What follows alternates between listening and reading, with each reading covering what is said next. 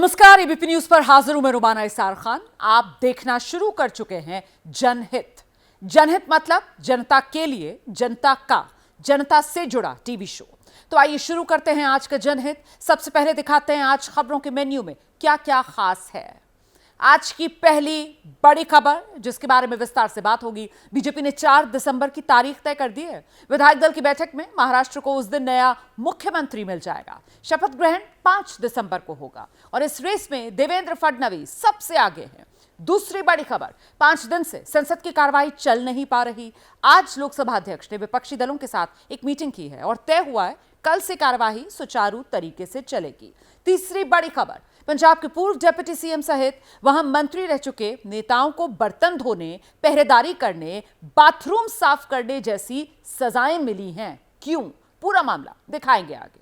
साथ ही बात बांग्लादेश में हिंदुओं पर हो रहे हमले के खिलाफ देश भर में प्रदर्शन की भी करेंगे। बांग्लादेश में शांति सेना भेजने की मांग भी उठ रही है। विदेशों में भी प्रदर्शन हो रहे हैं। सवाल यह है कि हमले आखिर बंद कब होंगे। और वहीं अभिनेता विक्रांत मैसी ने आज सोशल मीडिया पर एक पोस्ट किया जिसके बाद सनसनी मच गई। चर्चा होने लगी कि उन्होंने संन्यास का फैसला क्यों लिया। सवाल यह है कि यह सच है या स्टंट है। सवाल पूछने पर उन्होंने तो जवाब नहीं दिया है। पूरी खबर आगे आपका इंतजार कर रही है। तो आइए शुरुआत महाराष्ट्र की खबर से। यहां सीएम के नाम पर से सस्पेंस अब खत्म होने वाला है, पर्दा उठने वाला है। देवेंद्र फडणवीस के घर जाकर 22 नेताओं ने उनसे मुलाकात की है और इस मेल मुलाकात के बाद पॉलिटिकल कॉरिडोर में चर्चा होने लगी कि 4 दिसंबर को बीजेपी विधायक दल की जो बैठक होगी उसमें फडणवीस को ही नेता चुना जाएगा। लेकिन एकनाथ शिंदे का क्या होगा, इसका भी तो सस्पेंस बना हुआ है। शिंदे आज भी सीन से गायब रहे। वहीं अजित पवार दिल्ली आ गए। रहस्य, रोमांच, सस्पेंस से भरी महाराष्ट्र में आज की ये सियासी पिक्चर देखिए। भारत माता की बोल सियापति रामचंद्र की जय भवानी।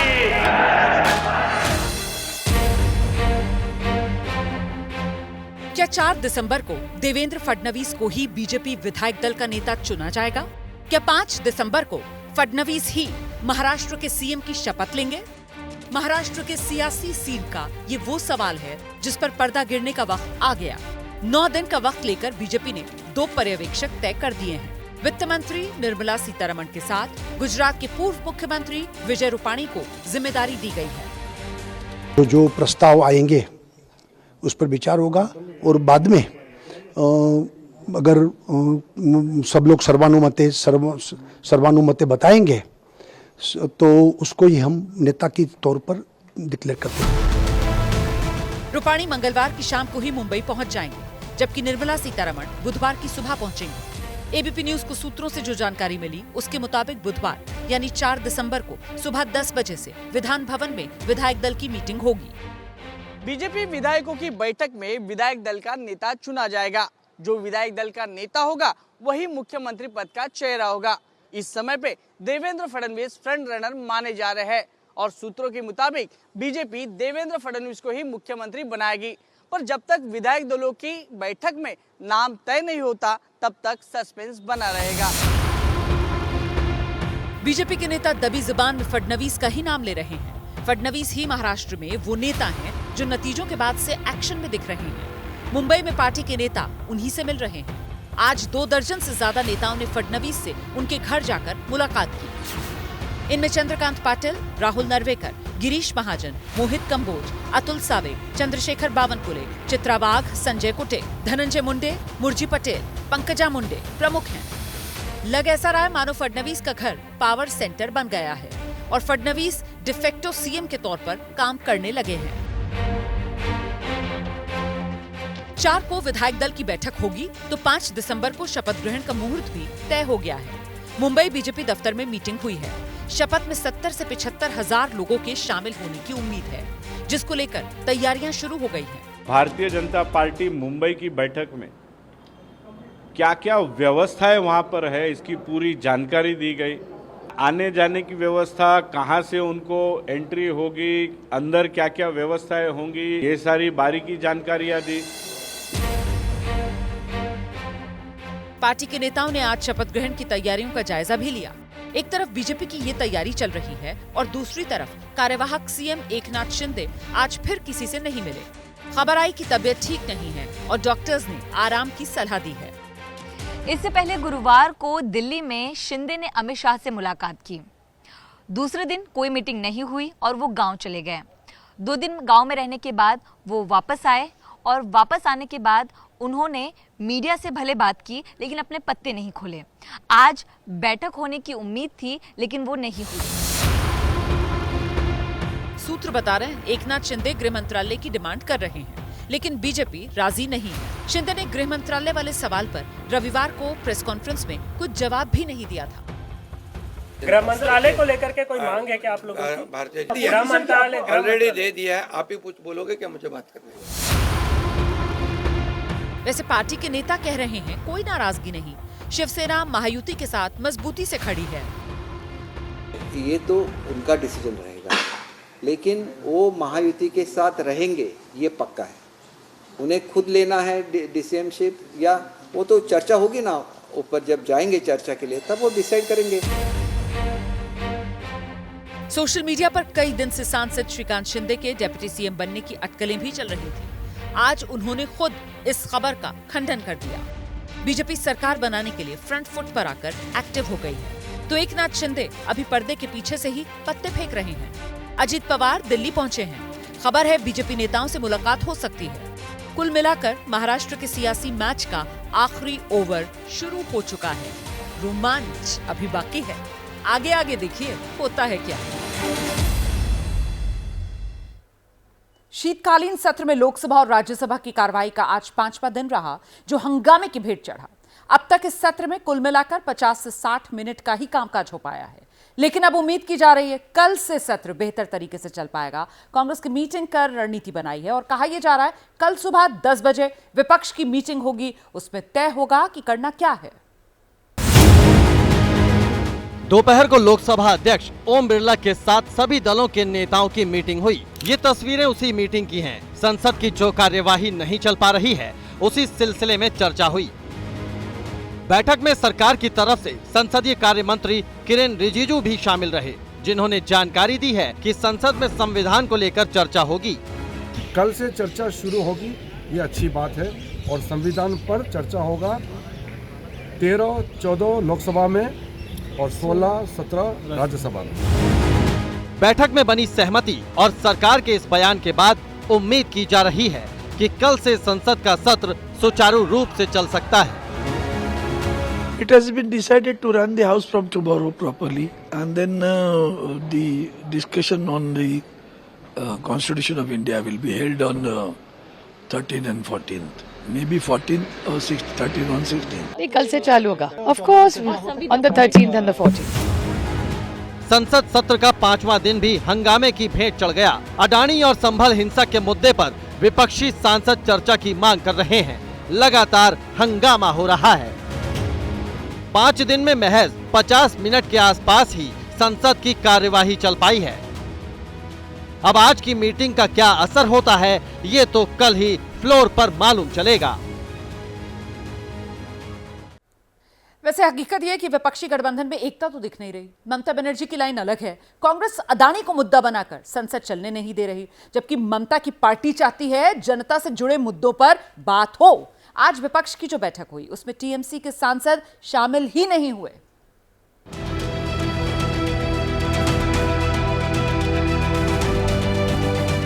ये अलग अलग तस्वीरें सुबह की हैं। संसद की कार्यवाही शुरू होने से पहले विपक्षी नेताओं ने बैठक की।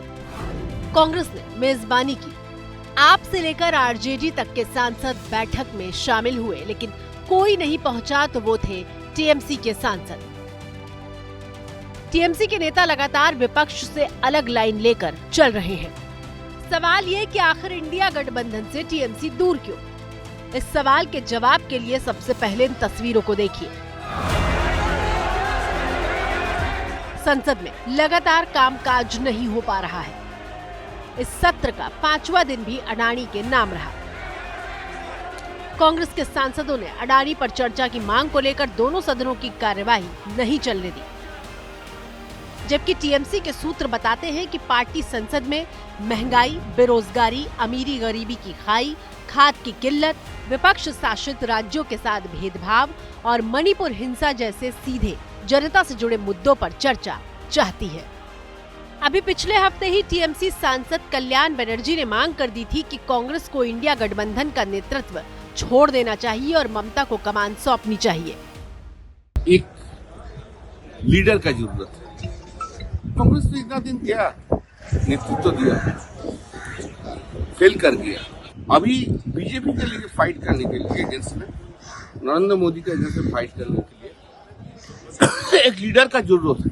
ममता Banerjee 7 times member of parliament थे, बहुत बार कैबिनेट मिनिस्टर हुआ, 3 बार चीफ मिनिस्टर हुआ। टीएमसी भले ही विपक्ष में है, लेकिन कांग्रेस से उसके रिश्ते बेहतर नहीं हैं। लोकसभा चुनाव हो या फिर विधानसभा उपचुनाव, कांग्रेस से टीएमसी की दूरी बनी रही। कहा तो यहाँ तक जा रहा है कि उपचुनाव के लिए कांग्रेस टीएमसी में कोई बात नहीं हुई। वैसे अभी जब रांची में हेमंत सोरेन के शपथ ग्रहण समारोह में विपक्षी गठबंधन के नेता शामिल हुए तो ममता भी वहां पहुंची थी, लेकिन मंच पर कांग्रेस के नेताओं से दूर ही नजर आई। तब ममता के पास में आप और समाजवादी पार्टी के नेता दिखे थे। आरएसएस प्रमुख मोहन भागवत के 3 बच्चों वाले बयान पर विवाद बढ़ गया है। विपक्ष मोहन भागवत के बयान को बीजेपी और संघ में दूरी करार दे रहा है।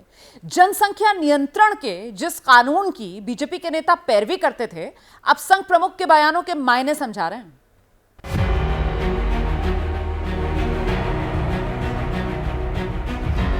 हम दो हमारे दो, बच्चे दो ही अच्छे जैसे जागरूकता अभियान के जरिए भारत बढ़ती जनसंख्या पर काबू पाने की कोशिश में है, लेकिन फिलहाल इन नारों को फिर से जांचने परखने की मांग उठ रही है। हम दो हमारे 3 की मुहिम चल पड़ी है। इस पूरे मामले की शुरुआत सरसंघ चालक मोहन भागवत के कल नागपुर में दिए बयान से शुरू हुई। पहले उसे सुनिए। संख्येचा उल्लेख झाला, जनसंख्या कमी होते फार चिंता आहे, चिंतेचा विषय आहे। त्याचं कारण ते शास्त्र, लोकसंख्या शास्त्र जे आधुनिक ते असं सांगतं की 2.1च्या खाली जायला लागलो तर तो समाजच नष्ट होतो। कोणी त्याला मारेल असं नाही, तो काही नसलं संकट तरी तो समाज नष्ट होतो, पुढे चालत नाही। पण त्याच्यातही असं सांगतात की 2.1च्या खाली, 2.1 म्हणजे 0.1 तर माणूस जन्मत नाही ना, 2 पेक्षा जास्ती पाहिजे, 3 पाहिजे कमीत कमी। मोहन भागवत ने देशवासियों से 3 बच्चों का आह्वान किया, लेकिन खुद भारत सरकार जनसंख्या वृद्धि पर चिंता व्यक्त कर चुकी है। संघ और बीजेपी के इसी मतभेद पर विपक्ष ने सियासी निशाने साध दिए। क्या आजकल पट नहीं रही है मोदी जी से, तो अखबारों में क्यों कह रहे हैं? अरे उन्हीं की तो सरकार है, जो कुछ कहना है सरकार में कहें, सरकार से कानून बनाए, या सिर्फ छपने के लिए? कौन खतरे में है? हमारा देश खतरे में नहीं है, आप खतरे में, आप सब लोग खतरे में है। 150 करोड़ पॉपुलेशन होने के बावजूद आप लोग बोलते हैं कि पॉपुलेशन बढ़ा है। रोजगार है आपके पास, रहने को घर है आपके पास, आपकी सरकार दे रही है। जनसंख्या नियंत्रण कानून की मांग पर मुखर केंद्रीय मंत्री गिरिराज सिंह मौन हैं। बांग्लादेश से लेकर संसद के संग्राम पर वो जमकर बोले, लेकिन अपने प्रिय विषय पर 2 शब्द उनकी जुबान से नहीं छूटे। भारत दुनिया के सबसे ज्यादा आबादी वाला देश है। जनसंख्या वृद्धि लगातार चुनौती बनी हुई है और अगर इन आंकड़ों को धार्मिक आधार पर तौलें तो तस्वीर काफी विपरीत नजर आती है। नेशनल फैमिली हेल्थ सर्वे के मुताबिक हिंदुओं में प्रजनन दर 1.94% है, यानी कि 100 हिंदू महिलाएं 194 बच्चों को जन्म देती हैं। वहीं मुस्लिमों में प्रजनन दर 2.36% है, यानी कि 100 मुस्लिम महिलाएं 236 बच्चों को जन्म देती हैं। AIMIM अध्यक्ष असदुद्दीन ओवैसी ने मोहन भागवत के बयान पर चुटकी लेते हुए अपने 5 बच्चे होने की बात बताई, तो SP सांसद जियाउर रहमान बर्क ने बच्चों को अल्लाह की देन बताया। मोहन भागवत साहब आप 3 बोल रहे, मेरे को 5 है। मुफ्ती साहब आपको कितने हैं? 4 है। आप बहुत कंजूसी करे, आप इसमें भी कंजूसी कर रहे मुफ्ती साहब। ये तो अल्लाह का मर्जी है कि जो जिस दुनिया में है, फिर जो बच्चे आनी है, जिनकी जिंदगी है, वो तो आनी ही, उनको कौन रोक सकता है। हालांकि मोहन भागवत ने अपने बयान में धार्मिक आधार पर प्रजनन दर की बात नहीं कही, लेकिन उनके बयान के पक्ष और विपक्ष में हर कोई अपनी अपनी सहूलियत से मायने निकाल रहा है।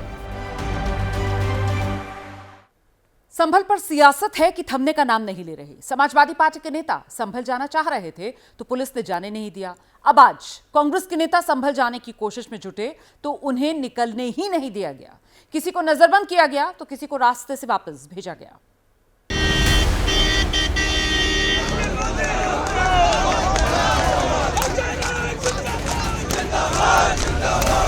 कोर्ट का आदेश कोर्ट ने कहा यह आदेश दिया है कि आप किसी को जाने मत दीजिए। रविवार को यूपी कांग्रेस ने संभल कूच का ऐलान किया था, लेकिन सोमवार की सुबह संभल की ओर कदम बढ़ाने से पहले ही पुलिस ने कांग्रेस के नेताओं को उनके दरवाजों पर ही रोक दिया, जिसके बाद लखनऊ में ही कांग्रेस दफ्तर के गेट पर हंगामा शुरू हो गया।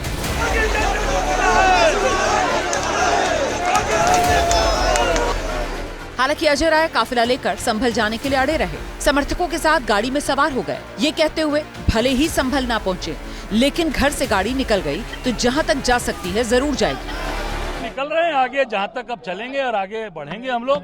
आगे जब प्रतिबंध हटेगा तब जाएंगे जरूर, डंके की चोट पर जाएंगे। यूपी कांग्रेस अध्यक्ष अजय राय कार्यकर्ताओं और समर्थकों के साथ रविवार की रात से ही पार्टी दफ्तर में डेरा जमाए हुए थे, लेकिन पहले से तैनात भारी पुलिस फोर्स ने दफ्तर के फाटक, बैरिकेड्स और फोर्स लगाकर कांग्रेस का कारवां आगे बढ़ने नहीं दिया, तो अजय राय वहीं धरने पर बैठ गए। मुझे सुबह इन्होंने लगभग 8 साढ़े 8 बजे के आसपास इन्होंने मुझे नोटिस आके दिया है, हम अकेले जाने दें। मैं अकेले जाने के लिए तैयार हूँ। 163 में तो 4 लोगों के से कम तो जा सकते हैं ना, तो मैं अकेले जाने के लिए तैयार हूँ, अकेले जाने दें मुझे। कांग्रेस विधायक दल की नेता आराधना मिश्रा भी घर से निकलने से पहले ही पुलिस फोर्स से घिर गए। मौके पर मौजूद महिला अधिकारी ने समझाया कि उन्हें हाउस अरेस्ट किया गया है और अभी संभल में बाहरी लोगों के जाने पर मनाही है, क्योंकि वहां धारा 163 लागू है। आप मुझे अपने घर से बाहर जाने से कैसे रोक? मैं रोक नहीं रहे, आपसे अनुरोध कर रहे हैं। मैं भी आपसे अनुरोध कर रही हूँ। प्रतिनिधि मंडल जो कांग्रेस का जाना चाहता था फैक्ट फाइंडिंग के लिए, शांति की अपील करने के लिए, हमारे प्रदेश अध्यक्ष अजय राय जी की अध्यक्षता में उस प्रतिनिधि मंडल को इस तरह से बलपूर्वक रोका जा रहा है। हम वहाँ पर कोई अशांति फैलाने नहीं जा रहे। ये तो पूरी तरह से अराजकता है, गुंडागर्दी है सरकार की। ये तो संभल में लागू है ना, लखनऊ में लागू है। बीजेपी ने कहा संभल पर समाजवादी पार्टी की तरह कांग्रेस भी सिर्फ वोट बैंक पॉलिटिक्स कर रही है। देखिए, समाजवादी पार्टी और कांग्रेस पार्टी एक सांपनाथ है तो एक नागनाथ है। समाज को डसने का काम, हिंदू को मुसलमान से लड़ाने का काम और फिर नौटंकी करने का काम, तुष्टीकरण की राजनीति ने देश को बर्बाद करने का काम किया है। कांग्रेस से पहले समाजवादी पार्टी के सांसद और बड़े नेता भी संभल जाने के लिए निकले थे, लेकिन उन्हें भी पुलिस ने कांग्रेस की तरह जहां तहां रोक दिया, क्योंकि 24 नवंबर को संभल में हुई हिंसा के बाद अब संभल में शांति व्यवस्था पटरी पर लौटने लगी है, लेकिन नेताओं के दौरे से माहौल बिगड़ने का अंदेशा है। उधर बांग्लादेश में सत्ता परिवर्तन के बाद से हिंदू समुदाय खतरे में आ गया है। हर रोज हिंदुओं के घर जलाने, उनके साथ उत्पीड़न की तस्वीरें सामने आ रही हैं। पड़ोसी मुल्क में हिंदुओं के इन हालात पर देश में, दुनिया में गुस्सा है, लेकिन देश के ही कई नेता इन हालात में भी सियासी रोटियां सेकने से चूक नहीं रहे। दिल्ली से लेकर मुंबई और जम्मू से लेकर उत्तर 24 परगना और 7 समंदर पार कनाडा गुस्से में है। गुस्से की आग पड़ोसी मुल्क बांग्लादेश से आई तस्वीरों से सुलग रही है, जहां हिंदुओं पर अत्याचार की तस्वीरें इंसाफ की गुहार लगा रही हैं।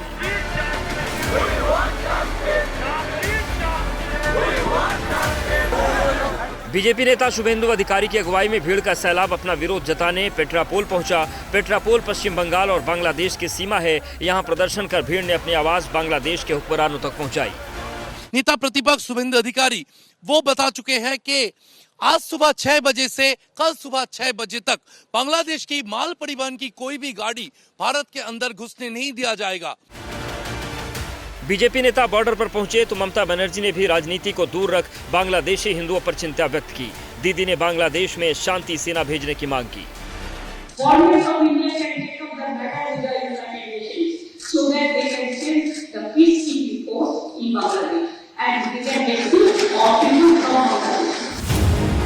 एक तरफ ममता बनर्जी केंद्र सरकार के साथ पूरे मुद्दे पर मजबूती के साथ खड़ी नजर आ रही हैं, तो दूसरी तरफ जम्मू कश्मीर में महबूबा मुफ्ती ने बांग्लादेशी हिंदुओं के हालात की तुलना भारतीय मुस्लिमों से कर दी।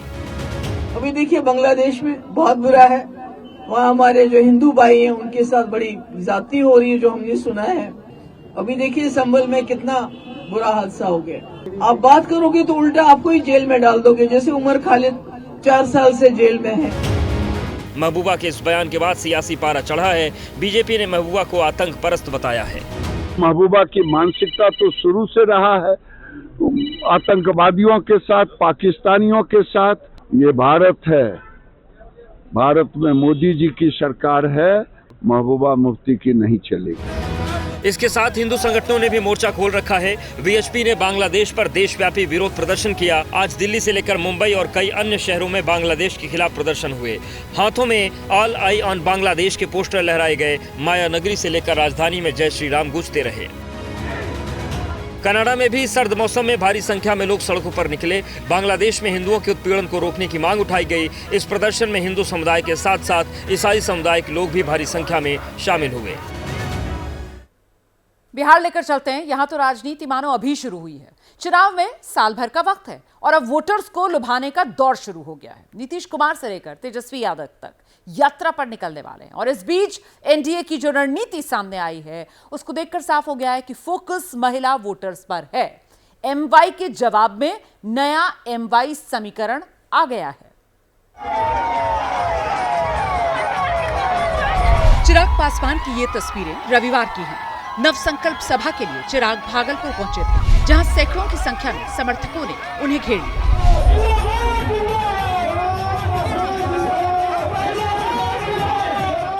जिंदाबाद के नारों के बीच चिराग ने मंच से लंबा चौड़ा भाषण दिया, लेकिन भागलपुर से जो बड़ी बात निकली वो ये कि चुनाव के लिए उन्होंने एमवाई का नया समीकरण पेश कर दिया। चिराग के एम का मतलब महिला, वाई का मतलब युवा। वैसे लालू यादव के जमाने से जो एमवाई का नारा चल रहा है उसका मतलब मुस्लिम और यादव होता है। चिराग ने अब विधानसभा चुनाव से पहले एमवाई का मतलब बदल दिया। हमारे राज्य का खास तौर पर अगर नुकसान हुआ है तो ये जातीयता, सांप्रदायिकता के आधार पर लोगों को बांटने की सोच रखने वाले राजनीतिक दल और राजनीतिक नेताओं की वजह से ही हुआ है। मैंने अपने एक एमवाई समीकरण की मैंने बात की है, जहाँ पे जातीयता नहीं है, सांप्रदायिकता नहीं है। मेरा एम महिलाओं के लिए है, मेरा वाई युवाओं के लिए है। अब बिहार में राजनीतिक दलों का महिला वोट बैंक की तरफ शिफ्ट करना जरूरी क्यों हो गया है, उसे समझने के लिए एक आंकड़ा देखिए। 2020 यानी पिछले चुनाव में 60% महिलाओं ने, 55% पुरुषों ने वोट डाले। 2015 में आंकड़ा 60 और 53 का था। 2010 में महिला 54% और पुरुषों का आंकड़ा 51% था, जबकि 2005 में महिला 44% और पुरुष 47% था। 2000 में तो 53% महिलाओं ने वोटिंग की थी, जबकि 71% पुरुषों ने वोटिंग की थी। कहने का मतलब ये कि नीतीश कुमार के सियासी उत्थान के बाद पुरुषों की तुलना में महिलाओं की भागीदारी बढ़ी। आधी आबादी वोटिंग के मामले में आत्मनिर्भर हुई। आंकड़े आपके सामने हैं। यही वजह कि महिलाओं पर फोकस किया जा रहा है। कोई भी वोटर, चाहे वो महिला हो चाहे वो युवा हो, जेडीयू के साथ, बीजेपी के साथ नहीं है। इसलिए वो जो साइलेंट वोटर की बात होती थी, वो साइलेंट वोटर अब तेजस्वी जी के साथ है। महिला वोटर माननीय नीतीश कुमार जी को जाति धर्म से ऊपर उठकर 2024 का लोकसभा चुनाव का परिणाम देख ले, सबसे ज्यादा वोट मिला है। खुद नीतीश कुमार भी 15 दिसंबर से बिहार में महिला संवाद यात्रा शुरू करने जा रहे हैं। तेजस्वी यादव की यात्रा भी परसों यानी 4 दिसंबर से शुरू हो रही है। और इधर दिल्ली चुनाव में भी चुनावी रंग चढ़ने लगा है। आम आदमी पार्टी कानून व्यवस्था के मुद्दे पर आक्रामक है। दिल्ली में किसी भी आपराधिक घटना के होते ही अरविंद केजरीवाल वहां हाजिरी लगा रहे हैं, केंद्र सरकार पर सवाल खड़े कर रहे हैं। 30 नवंबर को पंचशील, 1 दिसंबर को तिलक नगर और 2 दिसंबर को नारायणा। बीते 3 दिन में इन 3 जगहों पर अरविंद केजरीवाल पहुंचे, आपराधिक घटना के पीड़ित परिवारों से मुलाकात की। रविवार को नारायणा में एक शख्स की चाकू मारकर हत्या कर दी गई। पहले उसके भाई की हत्या हो चुकी है। पीड़ित परिवार के साथ खुद को खड़ा दिखाकर अरविंद केजरीवाल ने केंद्र सरकार पर निशाना साधा और कानून व्यवस्था को दिल्ली का सबसे बड़ा मुद्दा बनाने में लगे हैं। तो अमित शाह जी, बीजेपी वाले कृपया दिल्ली के लोगों को सुरक्षा दीजिए। दिल्ली का बहुत बुरा हाल हो गया है और दिल्ली के लोग बहुत असुरक्षित महसूस कर रहे हैं। इनके लिए कुछ कीजिए। इससे पहले आम आदमी पार्टी दिल्ली को क्राइम कैपिटल बताकर नक्शा जारी कर चुकी है। जिसपे अमित शाह के घर के आसपास के इलाकों की घटनाओं का भी जिक्र किया गया था। अब दिल्ली बीजेपी के उपाध्यक्ष कपिल मिश्रा ने आम आदमी पार्टी के इसी मैप का जवाबी नक्शा जारी किया, जिसपे आम आदमी पार्टी के नेताओं के कथित घोटालों को दिखाया गया। आप विधायक अमानतुल्लाह खान की तस्वीर के साथ रोहिंग्या लिखा हुआ है। घुसपैठ की घटनाओं को बीजेपी आम आदमी पार्टी की वोट जिहाद वाली साजिश बता रही है। बीजेपी आरोप लगा रही है आम आदमी पार्टी ब्लैकमेलिंग के जरिए दिल्ली चुनाव जीतने की कोशिश कर रही है। इसलिए अरविंद केजरीवाल बार बार जो हमारे ऊपर आरोप लगा रहे हैं और दिल्ली के लोगों को भ्रमित करने की कोशिश कर रहे हैं, हम अरविंद केजरीवाल और आतिशी की सरकार से बेहतर सुविधाएं हम दिल्ली के लोगों को उपलब्ध कराएंगे। दिल्ली में बीजेपी और आम आदमी पार्टी की चुनावी जंग हर रोज तेज हो रही है। आम आदमी पार्टी लॉ एंड ऑर्डर को धार दे रही है, तो बीजेपी घुसपैठ, भ्रष्टाचार और शीश महल जैसे मुद्दों पर घेराबंदी कर रही है। दिल्ली के बाद खबर पंजाब से है, जहां पूर्व मुख्यमंत्री, पूर्व उप मुख्यमंत्री, पूर्व मंत्रियों को अकाल तख्त की तरफ से सजा दी गई है।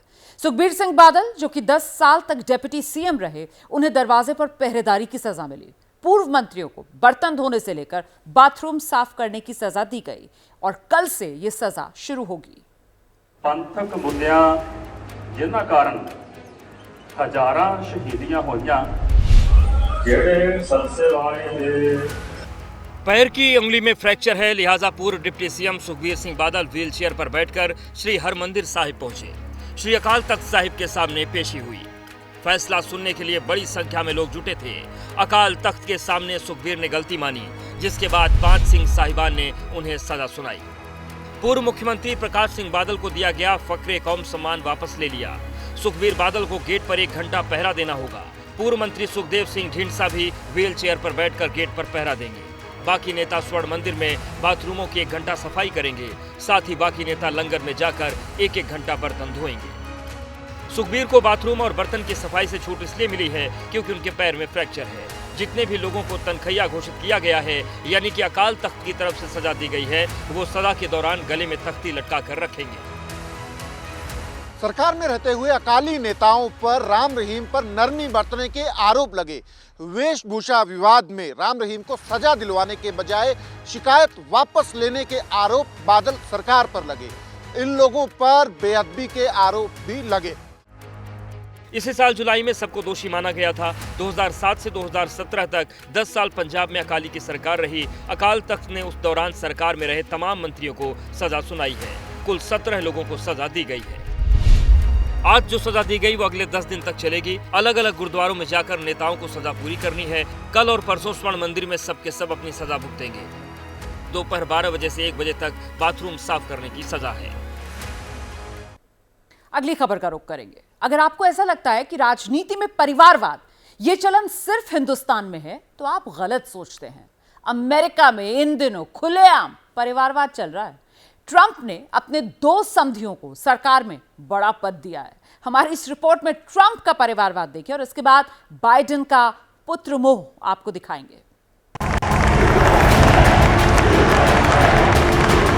अमेरिका की सरकार में ट्रंप के समधी साहब होंगे, वो भी एक नहीं 2-2। एक छोटी बेटी के ससुर तो दूसरे बड़ी बेटी के। बड़ी बेटी इवांका को कौन नहीं जानता। अपने पिता के साथ कंधे से कंधा मिलाकर चलने वाली इवांका को अब पापा ट्रंप ने दोबारा प्रेसिडेंट बनने का गिफ्ट दिया है। इवांका के ससुर और अपने बड़े समधी चार्ल्स कुशनर को ट्रंप ने फ्रांस में अमेरिका का राजदूत बनाया है। वहीं छोटी बेटी टिफनी के ससुर मसाद बोलस को मिडिल ईस्ट मामलों का एडवाइजर बनाया गया।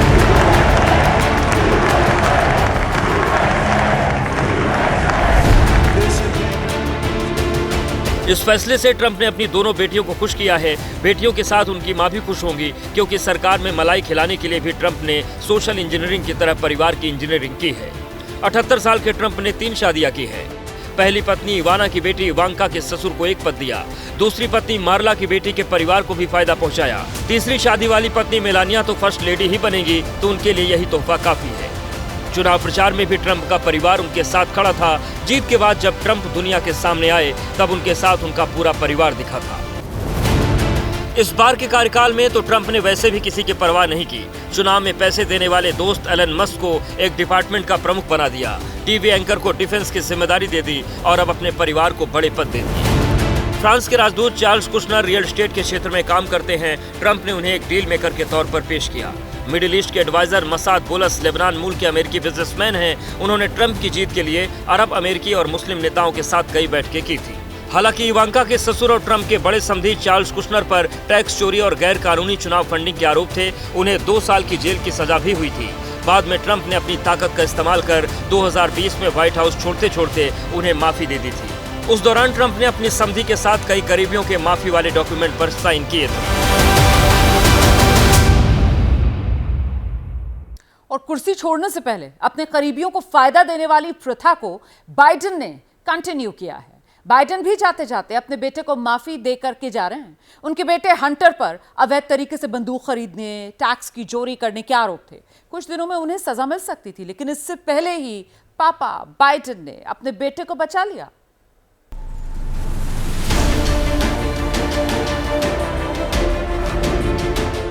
बयासी साल के बाइडेन ने राष्ट्रपति का पद छोड़ने से पहले अपने बेटे को जेल जाने से बचा लिया है। बाइडेन के बेटे हंटर पर आरोप था कि उन्होंने बंदूक खरीदते वक्त भरे जाने वाले फॉर्म में गलत जानकारी दी। इन मामलों में अमेरिकी अदालत उन्हें सजा सुना सकती थी।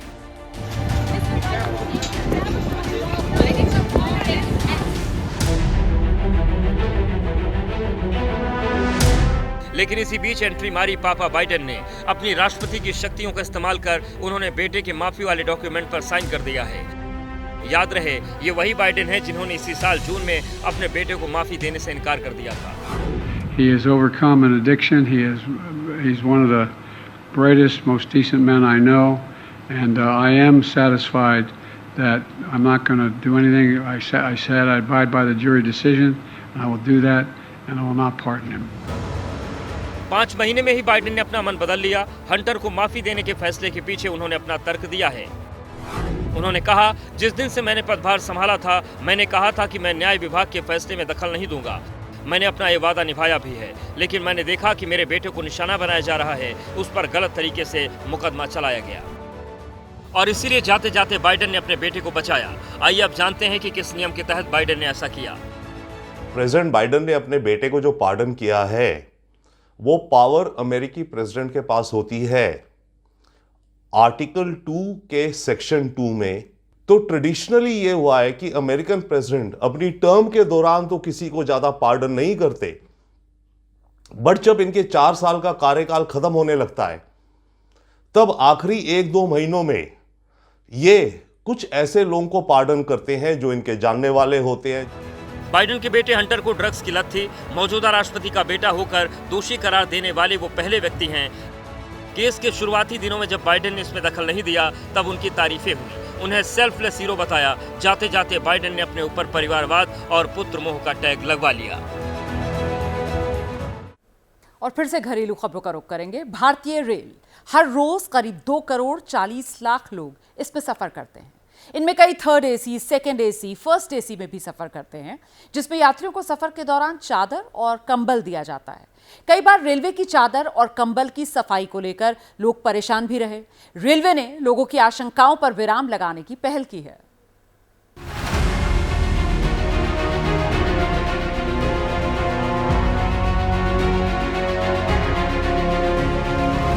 ठंड के इस मौसम में चमचमाती हुई सफेद सफेद चादर और कंबल आपको मिल जाएं तो मानो आधा सफर तो वैसे ही निकल गया।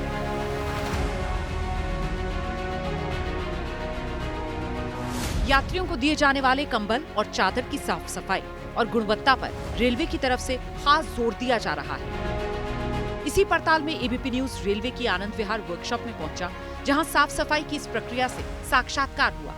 मालूम चला कि 4 से 5 चरणों में कपड़ों को धोया और स्टरलाइज किया जाता है।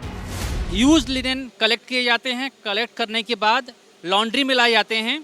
लॉन्ड्री में लाने के बाद उनकी मैनुअली छटाई होती है। तो यदि जो किसी में बैड स्टेन होते हैं तो उनको अलग से पहले केमिकल से टारगेटेड एरिया को साफ किया जाता है।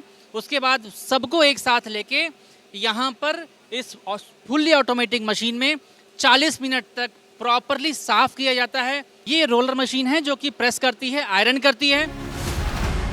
साल 2010 से पहले ट्रेन में इस्तेमाल होने वाले कंबल 3 महीने में एक बार धोए जाते थे, लेकिन अब 15 दिन में कंबल को साफ करना जरूरी है। साथ ही रेलवे चादर कंबल की सफाई में यूवी स्टरलाइजेशन का प्रयोग भी जल्द करने जा रहा है। फिलहाल इसका पायलट प्रोजेक्ट जम्मू राजधानी और डिब्रूगढ़ राजधानी ट्रेन में किया जा रहा है।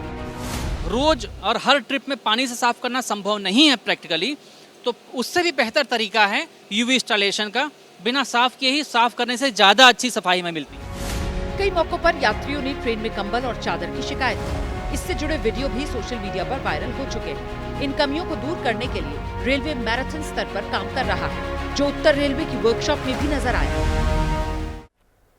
और अब जनहित में बात किसानों की, जिन्होंने एक बार फिर दिल्ली की ओर कदम बढ़ा दिए हैं। किसानों को रोकने के लिए पुलिस ने पहले ही दिल्ली की सीमाओं पर किलेबंदी कर दी थी, लेकिन नोएडा में किसानों और पुलिस का सामना हुआ। फिर बातचीत और किसानों ने हफ्ते भर के लिए दिल्ली कूच की योजना पर फिलहाल विराम लगाया है।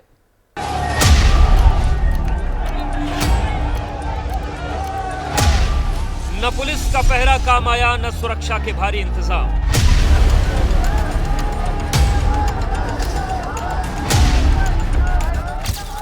दिल्ली कूच के लिए निकले किसानों को न पुलिस के बैरिकेड्स रोक पाए, न उनके रास्ते में रखे गए कंटेनर।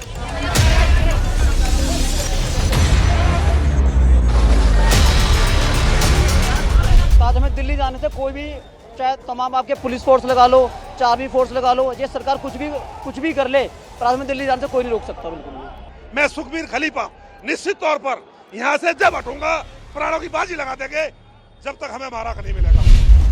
अपनी मांगें मनवाने के लिए दिल्ली की ओर बढ़ रहे किसानों के काफिले को प्रशासन और पुलिस ने नोएडा ग्रेटर नोएडा एक्सप्रेसवे पर रोक दिया, तो किसानों ने पैदल ही दिल्ली की तरफ बढ़ना शुरू किया। संयुक्त किसान मोर्चा की अगुवाई में आंदोलन कर रहे किसान 64.7% बढ़ाए गए मुआवजे का भुगतान करने, भूमि अधिग्रहण कानून के तहत 4 गुना मुआवजा देने, 2014 के बाद हुए अधिग्रहण में 20% प्लॉट देने और भूमिहीन किसानों के बच्चों को रोजगार और पुनर्वास की मांग कर रहे हैं। हमें 14 साल हो गए, हमारा कोई कुछ नहीं कर रही है। हम आते हैं, बहका कर चले जाते हैं। पिछली बार आए थे हम यहाँ पर, 1.5 साल पहले हम यहाँ पर आए, समिति बना दी, कमेटियां बनाते हैं, काम कोई नहीं करता। हमने कह दिया अब की बार आर पार। किसानों को दिल्ली में दाखिल होने से रोकने के लिए दिल्ली के हर एंट्री पॉइंट पर सुरक्षा के सख्त इंतजाम थे, जिसके चलते दिल्ली से नोएडा के बीच कई जगहों पर ट्रैफिक जाम हो गया। लेकिन पुलिस और प्रशासन के काफी मान मनोबल के बाद प्रदर्शनकारी किसानों को नोएडा के दलित प्रेरणा स्थल पर रोके रखने में कामयाब हो गया, तो एक्सप्रेसवे से बैरिकेड हटाकर रास्ता खोल दिया गया। दक्षिण भारत फिंगल तूफान से त्राहिमाम कर रहा है, जिसका प्रभाव तो खत्म हो गया, लेकिन यह तूफान अपने पीछे तबाही के कई निशान छोड़ गया है।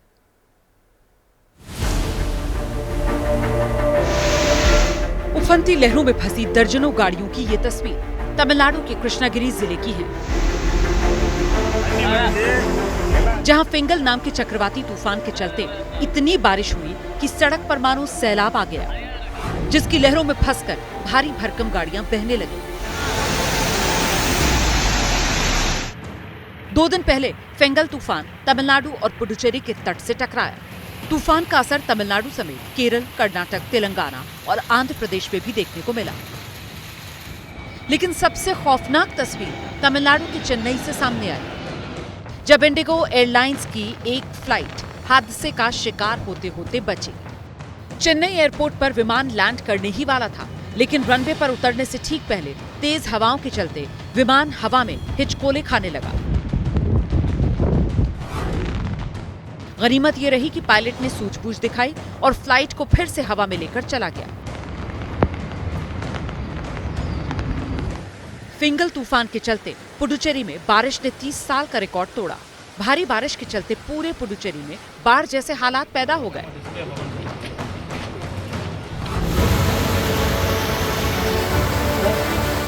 ये तमिलनाडु के तिरुवन्नामलाई जिले में सामने आई तस्वीर है, जहां फिंगल तूफान के चलते भारी बारिश से एक पहाड़ी पर भूस्खलन हो गया। करीब 40 टन वजनी चट्टान पहाड़ से लुढ़ककर वीयूसी नगर की सड़क पर बने घरों पर जा गिरी। इस हादसे में 2 घर जमींदोज हो गए। करीब 7 लोगों के मलबे में दबे होने की खबर है, जिनके रेस्क्यू के लिए एनडीआरएफ की टीमें लगातार जुटी हुई हैं।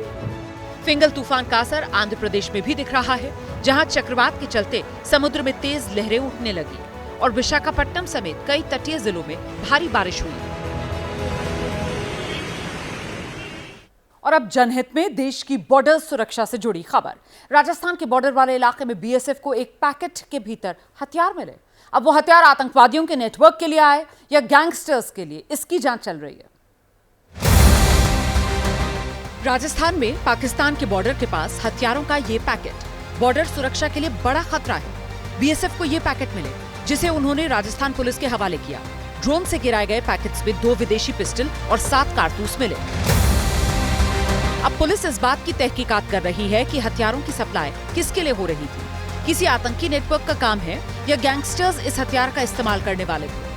इसमें जो भी नेटवर्क होगा उसके बारे में, जैसे पूर्व में भी जो भी नारकोटिक्स का नेटवर्क रहा है उसको ध्वस्त किया गया, इसके बारे में विस्तार से डिटेल अनुसंधान करके सुनिश्चित करेंगे जो भी व्यक्ति है जो इसको मंगा रहा है, किस पर्पज से मंगा रहा है। राजस्थान के बॉर्डर इलाकों में ड्रोन से हथियारों की सप्लाई कोई आम बात नहीं।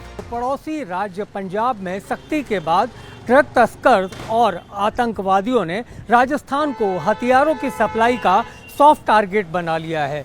बात अगर 1 साल की जाए तो बीते 1 साल में लगभग 3 ऐसी घटनाएं हैं जब बीएसएफ और पुलिस ने ड्रोन के जरिए गिराए गए हथियारों को बरामद किया है। अभी तक ये बॉर्डर शांत रहा।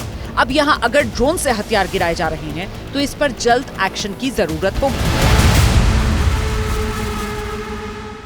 तो जनहित देख रहे थे आप। बस छोटे से ब्रेक के लिए यहाँ पर रुक रहे हैं, फौरन लौट रहे हैं एबीपी न्यूज पर कुछ और खबरों के साथ।